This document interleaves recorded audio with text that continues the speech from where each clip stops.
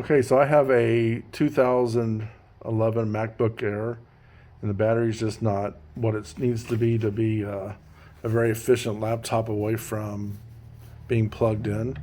So I'm replacing the battery on it.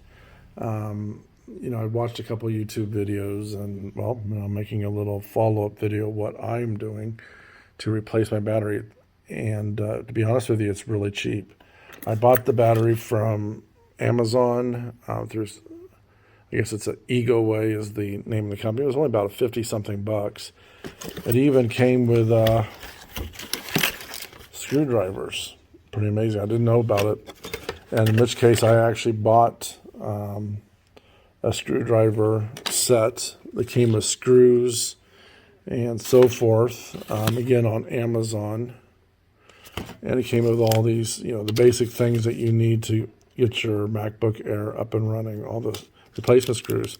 And again, we're talking a $7 kind of a under $10 investment. So altogether, I've spent about 60 bucks putting in this new battery. I'm on my way to finishing it up. I've cleaned out the pan. It was incredibly dusty. Now it's nice and shiny again. Blew some air in there.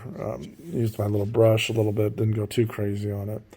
But basically all this I have to do is push this into here, put the screws back in, and then put the cover back on. And like I said, I've kept the screws in basically the order that I removed them from. So again, no big deal so far. And I'm going to follow up with just getting everything screwed on. Real simple. You can see the holes, this plug and play kind of stuff. And again, you can watch a more thorough video online, but I want to encourage you that if you have kind of a beginner of this is not really this isn't rocket science, this replacing a battery in your MacBook Air. At least the older editions. I can't speak for anything new. I did buy a brand new one, but this is going to make a nice little, maybe take it out to the field or give it to my daughter kind of computer. Anyhow, that's where I'm at right now. I'm going to go ahead and just put the screws in and start her up. So again, I'm going to put this in here, and then the battery just fits into place. You can see that, and then there's just a few different holes to put in, and then it's obviously just putting in the screws. So no biggie.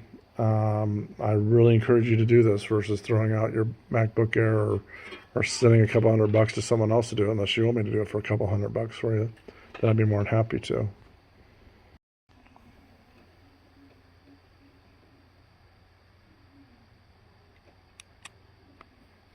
I'm doing it left-handed. Not sure why. But easy peasy. All right. Got the battery in. Now I'm going to I need to put these new screws in, or I guess I can put in the old ones. I don't know what difference does it make at any point. Again, there was nothing to buy this kit, so I might just put the new ones in just because they're new, I suppose. There goes the lid.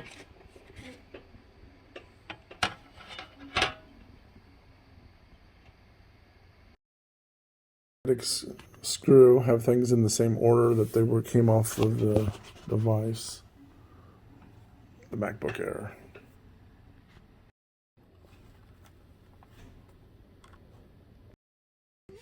Put in, some of the screws aren't quite as tight as I'd like. I don't know if that's just, but the lid for the most part is on pretty good.